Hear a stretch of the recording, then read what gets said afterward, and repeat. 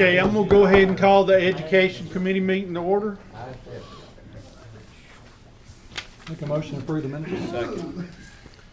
We have a motion and a second to approve the minutes. Or any questions or concerns? All in favor say aye. Aye. Any opposed? All right.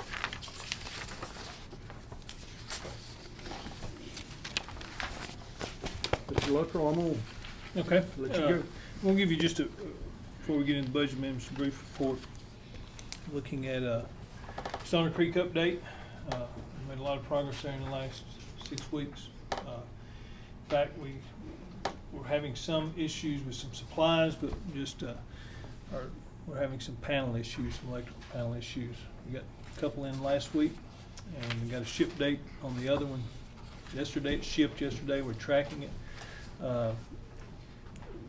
We're on track. We're hoping after Thanksgiving break. It's not set in stone, but that's the timeline. We're already starting to plan.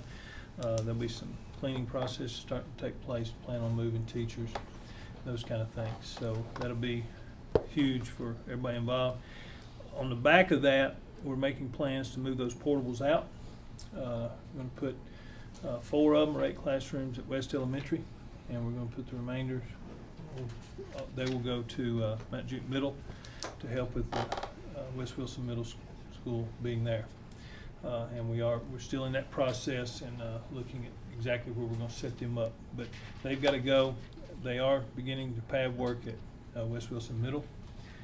So that project's going to be out of the ground here hopefully within the next 6 to 8 weeks, footers, and start getting that one built. Update on the land. We did go to Boza. It was deferred. We'll be going back later in October. I think it's the 20th to look at that and finalizing that and trying to get that land purchased. Board did a vote this past Monday night to extend that contract, and we're working with the landowners on extending that purchase contract this week. Any questions on any of that?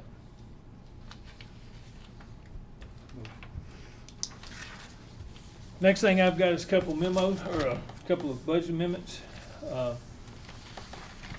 First one I want to talk about is 2023-02, total of $163,000. This budget amendment is not requesting additional money out of fund balance.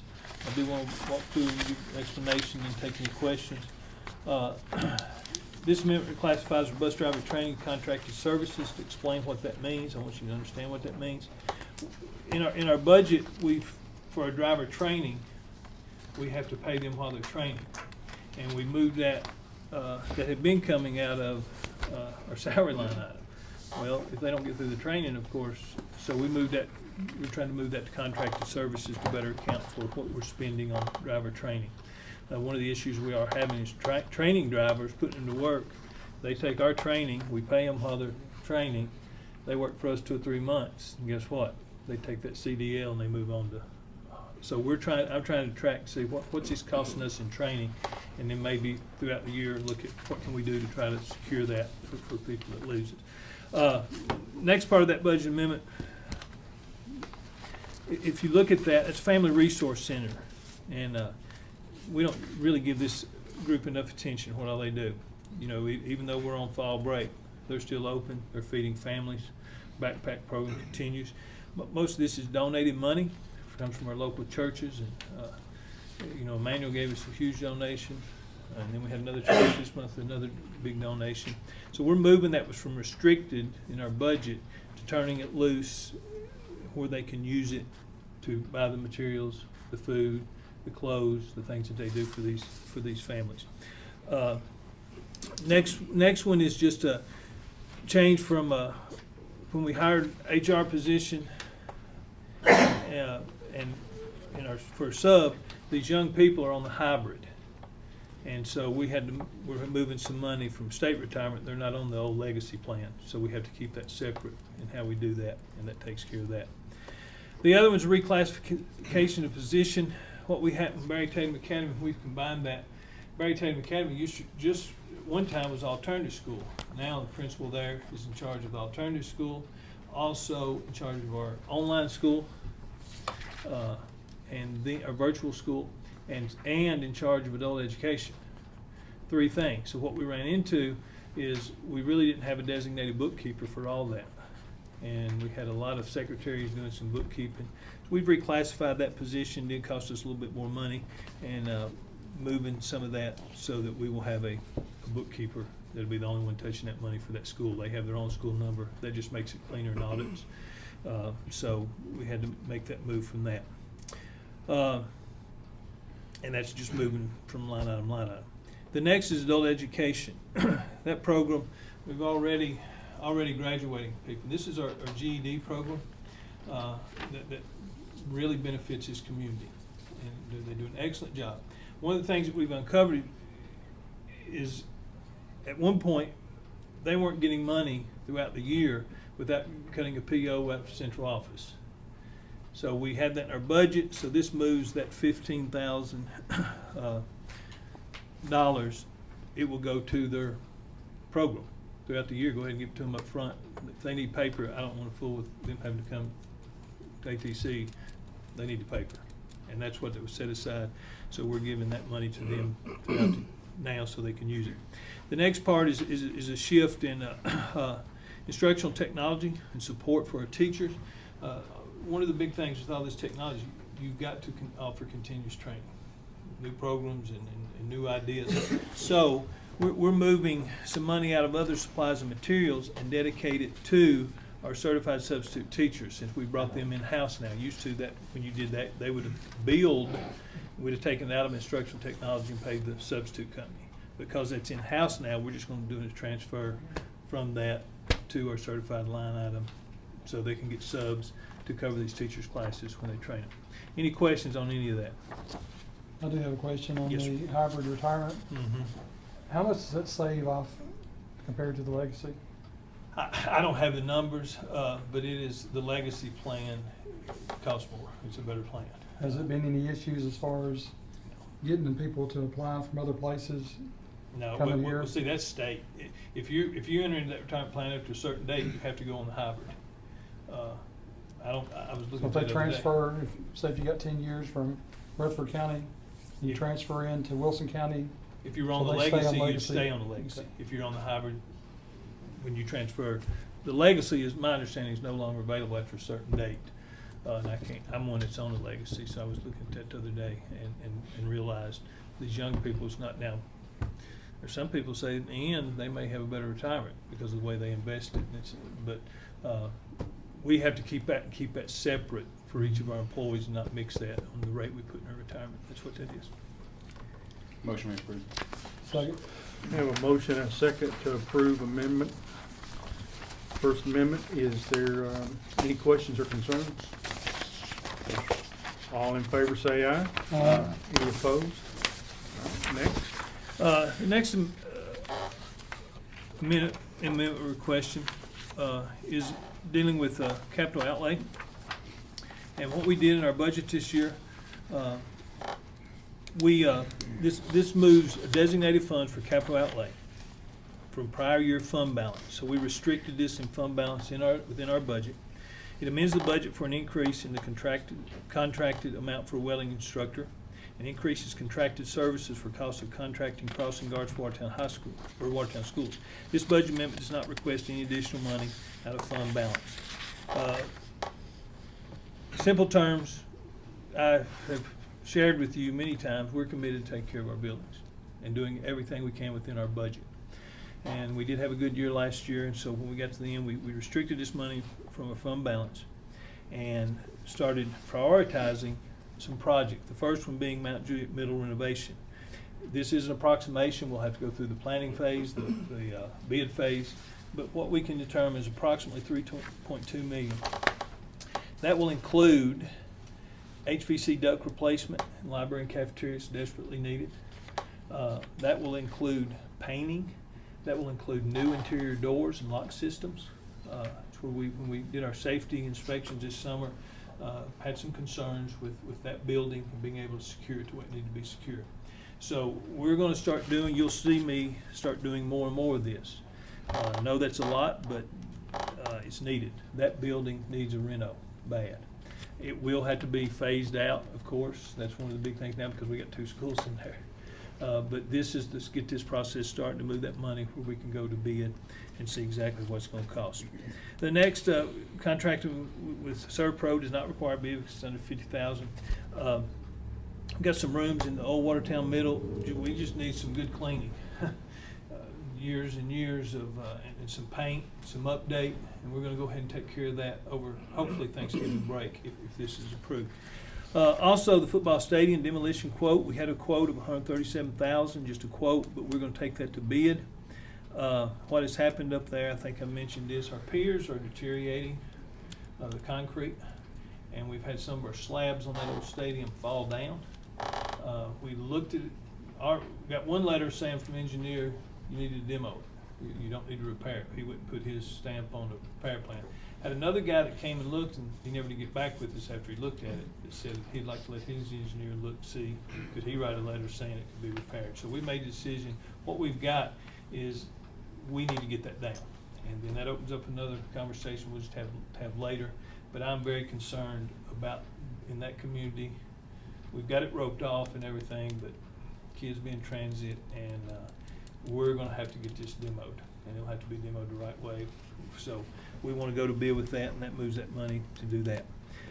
Another part of this is mulch. Believe it or not, elementary in the past, we've relied on partial school money, and PTOs have kicked in a lot.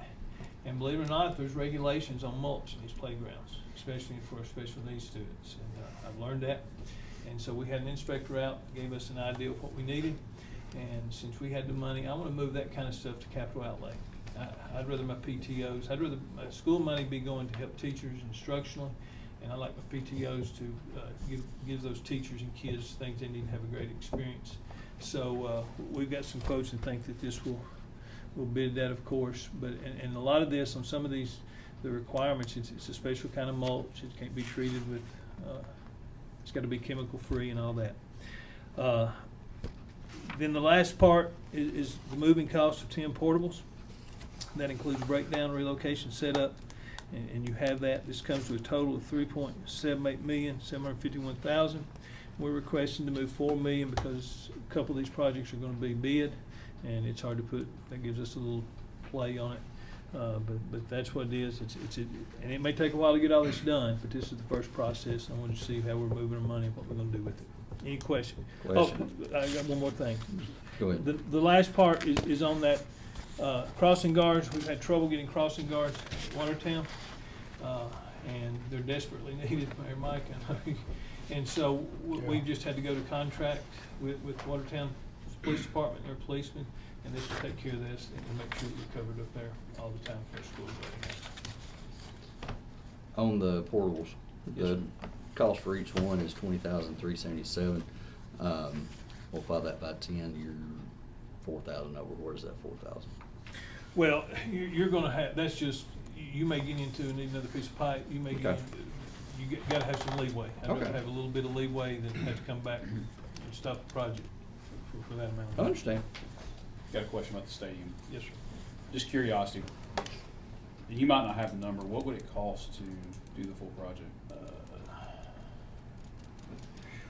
I know it's a hard question. I mean, Well, we've looked at it. yeah. And until you go to bid on that stuff, and Understand. right now it's hard to give quotes because the market is just crazy. You might as well figure $1 million to go in there and put metal bleachers. The portables, how many portables you putting at, not Gillette Metal? Be 6, be 2 classrooms, be 12 classrooms. So those classrooms are gonna be for when you start, redoing the basement, and everything, is that right? Yeah. Well, we need them right Number now. We can see we got West Wilson Middle over there, and they're packed. And this will give us some space, and we need them. We've got 2 schools basically in that building. Motion to approve. Second. Okay, we have a motion and a second. The only question I have concerns is the first on Mount Juliet Middle renovation. Being that I've been in that building, spent time in that building, worked in that building, I know it needs it, but I can't see it needing any more than Lakeview does. We need to do some work at Lakeview, but yeah, I would say it needs it more. For the safety, number one. Because I know years ago, all the windows were replaced at Mount Juliet Middle School. And outside doors. And, but Lakeview and, hadn't had anything done to it since forever. And if you look on our 5-year plan, you know, that's something we need to do there. When we go in there, I think that needs to be a little bigger project because we need to connect and not have to walk across the stage to get to that back hallway. And I just think that's gonna be an add-on, with a wing around back, maybe extension of the cafeteria, kitchen. You know, I talked to them this week, I wanna go look at their kitchen. I think it needs upgraded too. But this is something I think we can do, get in there and get started on. I really don't like those doors at Mount Juliet Middle that have the old grates. You remember what those are? They're wood doors, but they've got that grate. I guess that's how we used to sign rules for airflow. Well, in the day of safety, that's a matter of taking your foot and kicking through that and having access. They were at Lakeview also, and they've come in, covered them up with wood. Yeah, but some of the Mount Juliet still got grates.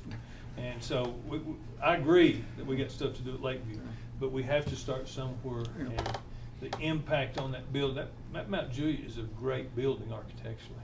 And what we've done on the outside with the new windows, but we've got some HVAC issues, and this is just where we got to start. But I do agree that there's much more that needs to be done. Heat and air is awful. Yep. At Mount Juliet Middle. Okay, there's been a motion and a second. Any additional questions or concerns? All in favor say aye. Aye. Any opposed? All right.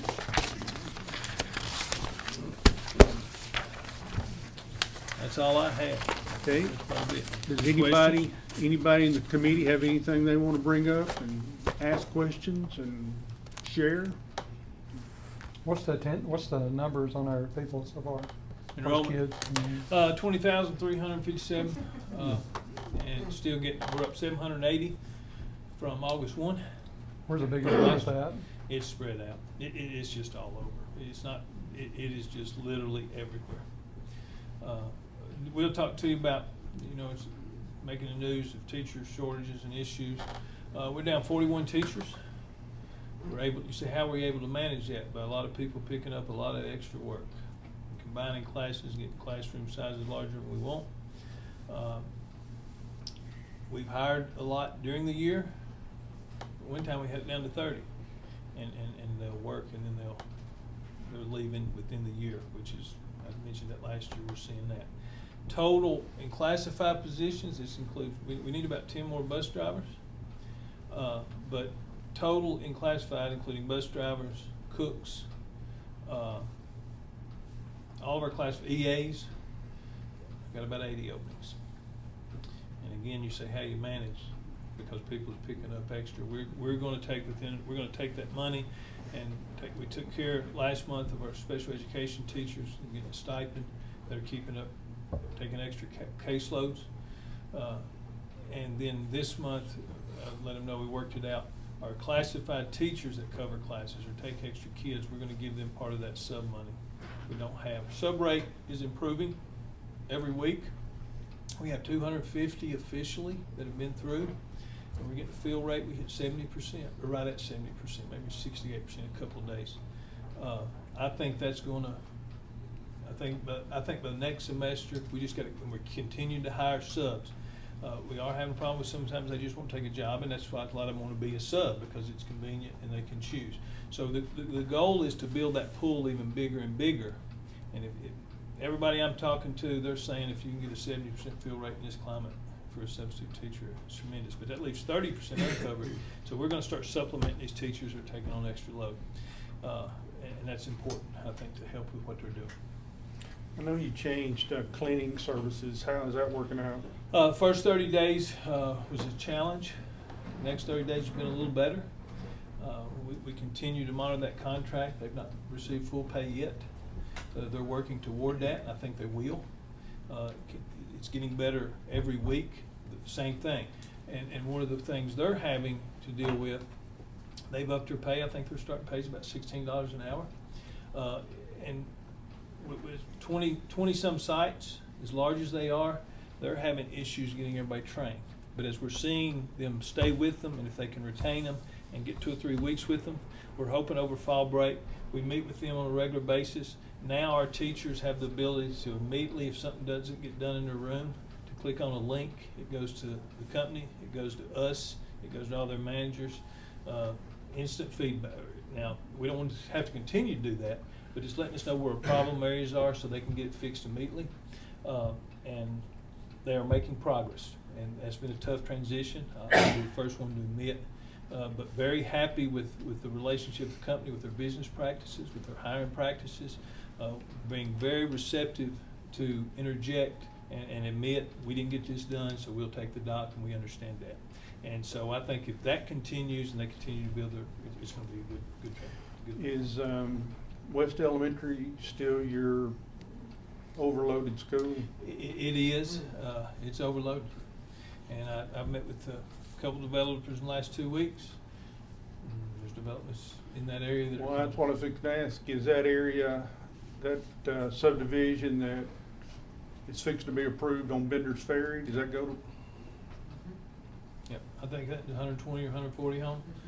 Yeah, at least. And that developer's looking at more. But he did come and meet with me yesterday. We sat down and talked about it. He showed me some other sites in that 109 corridor that they're looking at. Okay. Anything else, y'all? What about teachers that are pulling double duty as crossing guards?